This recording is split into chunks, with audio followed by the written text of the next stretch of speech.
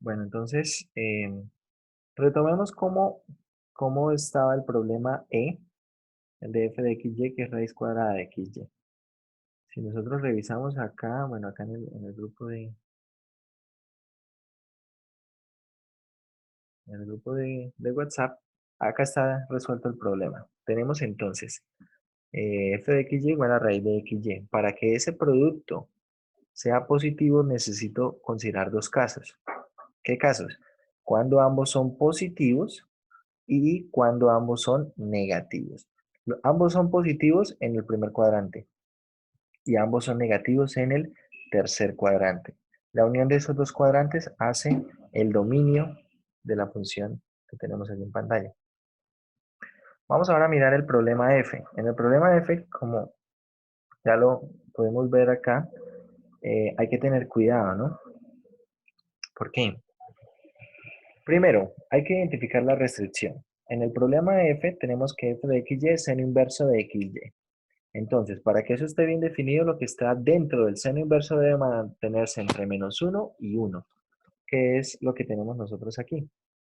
Debe mantenerse entre -1 y 1, ¿cierto? Ahora, acá hay que tener cuidado cómo manipulo esta desigualdad. ¿Por qué? Tengo que tomar dos casos. El primer caso es cuando x es positivo. Si x es positivo, yo puedo pasar a dividir, o bueno, puedo dividir en toda la desigualdad por x sin ningún problema. Es decir, voy a mantener los mismos signos de desigualdad, la misma orientación de las desigualdades sin ningún problema. Pero ojo, esto es para cuando x es positivo. Es decir, lo que viene siendo comprendido en el primer y cuarto cuadrante. Y se va a comportar de esta manera.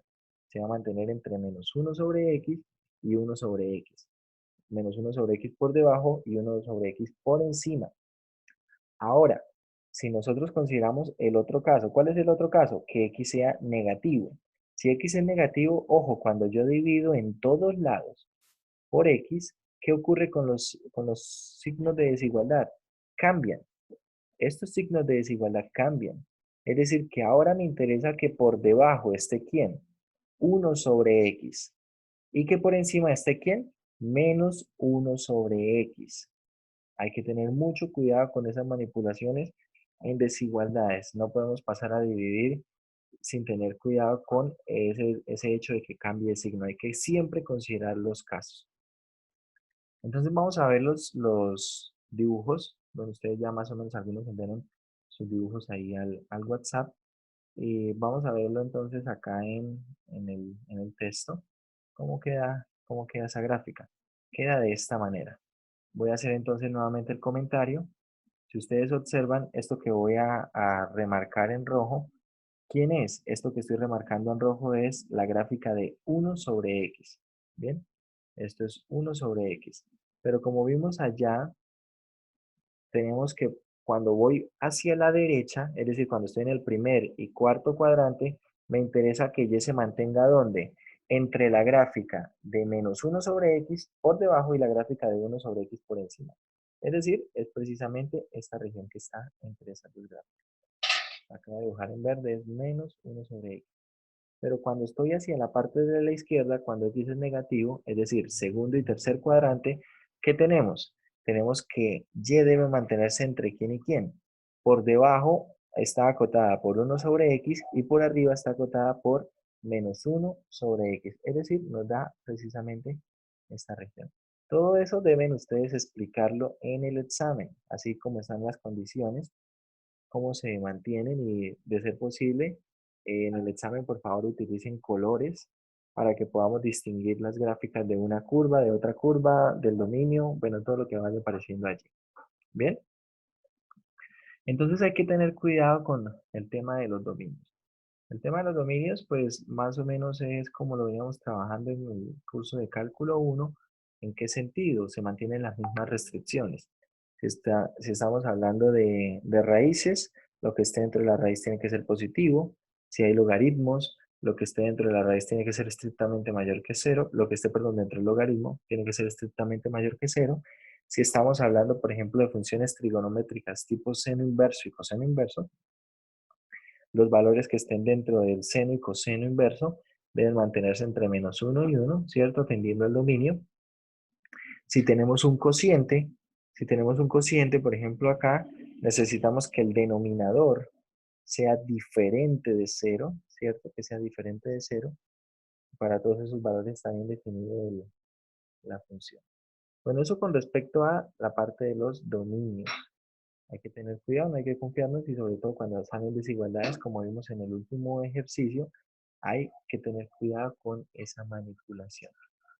Bueno, una vez que nosotros hablamos de dominios, tal vez cabe hablar de rango. Resulta que hablar de rango acá es realmente complicado porque aunque el dominio lo podemos manejar bien, lo podemos estudiar bien, el rango incluso en cálculo 1 era un problema que no se podía resolver siempre, ¿cierto? No se podía resolver siempre el problema de calcular el rango de manera analítica. En muchos casos nosotros el rango lo calculábamos de manera aproximada a partir de la gráfica. Y acá no va a cambiar eso tampoco. Es decir, si ustedes ven la mayoría de problemas, va a preguntar por el dominio y en algunos casos va a preguntar por el rango, pero cuando sean superficies conocidas. Es decir, estilo superficies cuádricas. Por ejemplo, pongamos una esfera que esté centrada en el origen, que sea de radio 5. Entonces, ¿el rango de dónde va a ir? De menos 5 a 5, ¿cierto? La menor altura menos 5, la mayor altura será 5. Ahí es fácil de considerar el rango. Si, por ejemplo, nosotros tenemos un paraboloide que abre a lo largo del eje Z, y yo quiero el rango, entonces necesito calcular las coordenadas del vértice del paraboloide y a partir de ese vértice hasta infinito vamos a tener el rango. Pero como les digo, el rango será posible calcular cuando tengamos funciones que o bien sean superficies cuádricas que podamos conocer, o bueno, que conocemos, o funciones que podamos decir algo, alguna cosa. A ver, ¿a qué me refiero? Vamos a mirar por aquí alguna otra función y, y podemos decir algo de estas funciones. Si por ejemplo nosotros queremos el rango de esta función que está acá, a ver, la voy a remarcar, mucha atención aquí. Yo quiero el rango de esta función que está acá. F de xy igual a e a la y menos x al cuadrado. ¿Quién me dice cuánto es el rango de esa función? ¿Cuál es el rango? ¿De dónde a dónde va?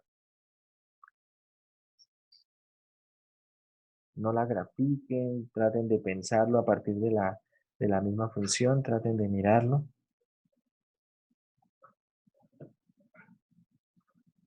A ver, espera ahí en el grupo una respuesta así rápida.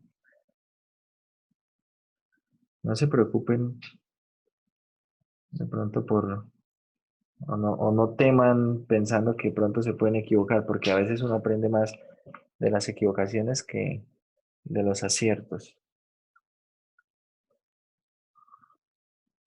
Entonces vamos a hacer algo. Suponga que no está esta variable x. Está así nomás. E a la y. Si yo le digo e a la y, ¿usted qué diría? ¿Eso qué rango tiene?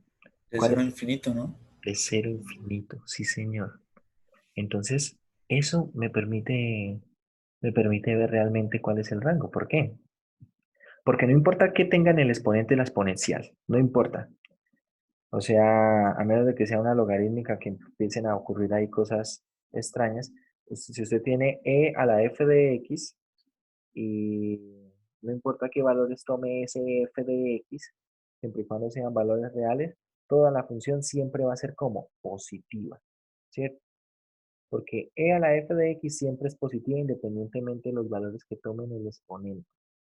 Entonces acá no importa si ahora no es una función de una variable, sino de dos variables. Vamos a tener lo mismo, el menor valor que va a tomar esa función es cero, pero ojo, ni siquiera lo va a tomar, ¿no? O sea, va a ser cero abierta. ¿Y cuál es el mayor valor que va a tomar? Entonces ahí es donde uno tal vez empieza a dudar un poco. ¿Será que eso empieza a subir y en algún momento se estaciona? Pero, por ejemplo, nosotros podemos darle valores a una de las variables. Porque si yo hago que x valga cero, entonces ahora estaría dibujando todo en el plano ZY. Y en el plano Z ya estoy viendo que me queda la exponencial, que crece hasta infinito. entonces no tiene cota superior. Y basta con eso para decir que el rango de toda esta función va de cero a infinito. A eso me refiero cuando les digo que yo puedo estimar más o menos la información del rango si conozco la función. No recuerdo si esta fue la misma función que ayer en GeoGebra no nos dibujó, no estoy seguro, pero era algo parecido, ¿no? Entonces, aunque no podamos dibujar eso, al menos nosotros analíticamente podemos decir cosas. Pero en general, ustedes no van a encontrar muchos ejercicios donde se les pida calcular el rango de funciones de varias variables, a menos de que sea como les digo, que sean superficies cuádricas o funciones que nosotros podamos conocer o podamos decir algunas cosas. ¿Bien? Bueno, con respecto a las funciones de varias variables, algo que sí nos va a interesar es el tema de las curvas de nivel. ¿Por qué? Porque en algunos momentos nosotros no vamos a poder distinguir o no vamos a podernos hacer a la idea de cómo es la gráfica de una superficie. Pero la curva de nivel sí nos puede dar esa información.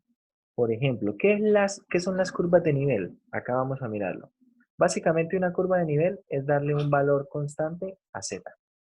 Bien, vamos a mirar acá. Una curva de nivel es hacer que la función tome un valor constante.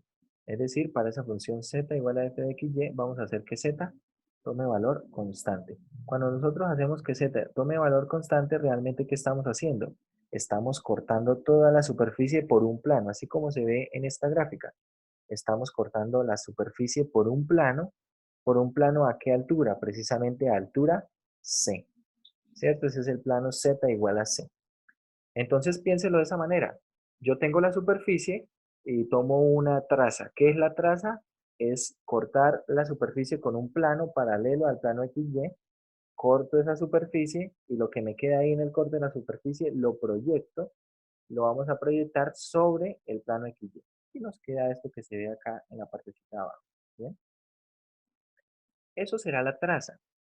Entonces, claro, si yo, por ejemplo, puedo hacerme una idea de cómo son las trazas de una superficie, a las trazas de una superficie, puedo imaginarme cómo es la superficie. ¿Bien? ¿En qué sentido? Mírenlo, por ejemplo, en este dibujo que tenemos acá. En esta que tenemos acá. Miren las curvas de nivel. Y veamos qué podríamos decir de esto. Miren que, por ejemplo, cuando yo tomo las curvas de nivel, ¿cómo son todas las curvas de nivel? Son circunferencias, ¿sí? Son circunferencias. Y a medida que acá es importantísimo dar algunos valores para los niveles. Es decir, en el nivel 1 medio tengo esta circunferencia en azul. En el nivel 1 tengo una circunferencia más pequeña. En el nivel siguiente, bueno, vamos a tener circunferencias cada vez más pequeñas. Es decir, que a medida que yo voy aumentando la altura, eso va cortando la superficie en una circunferencia cada vez más pequeña. Si yo digo eso, ¿usted qué se imagina? ¿Qué podría ser la superficie?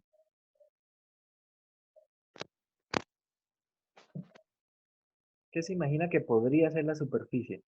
Si a medida que voy subiendo el corte, a medida que voy subiendo el corte, voy teniendo cada vez circunferencias, pero cada vez más pequeñas. ¿Qué dirían? ¿Qué es la superficie? Una esfera.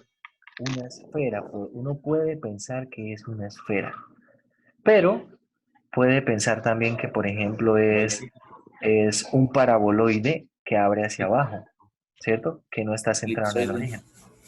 Puede pensar que es un elipsoide o puede pensar también que es un cono, ¿cierto? Podría pensar que es un cono, digamos, donde el vértice del cono esté más arriba del origen. Entonces, observen, nosotros al menos con lo que conocemos, podemos decir que si hago trazas paralelas al eje XY, entonces todo el tiempo para esas superficies que mencionamos podríamos obtener circunferencias, ¿cierto? Con algunos valores apropiados en el caso del elipsoide, el paraboloide, del cono, etcétera, ¿sí?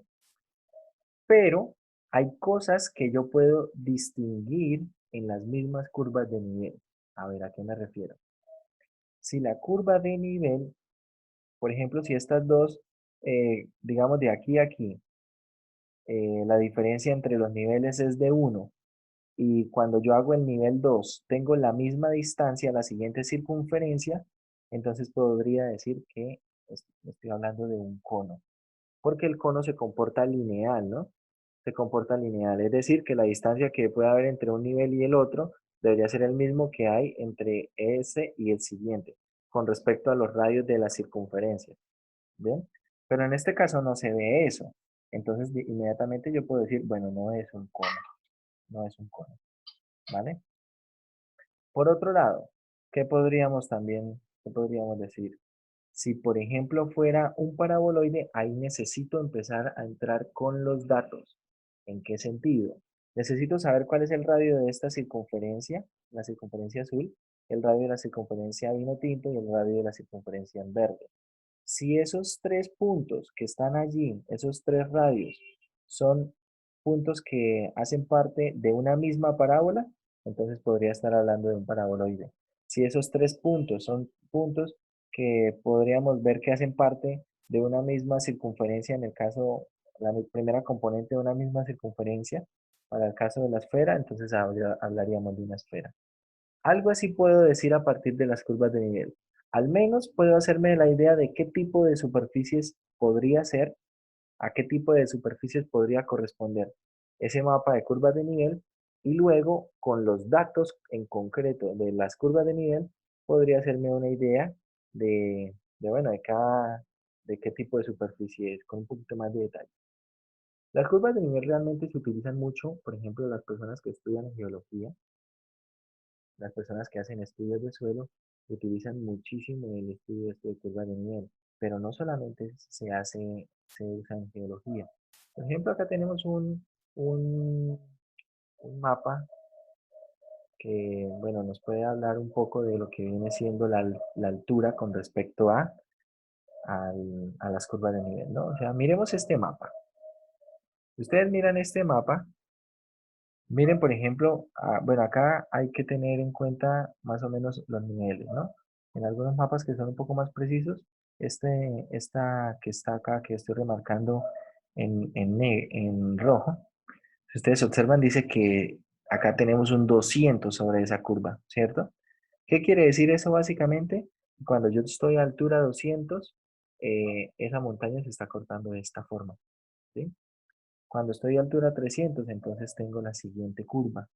Voy a remarcarlo un poquito con verde. Tengo esta curva. Bueno, la verde, creo que no sé si se empieza a ver mejor.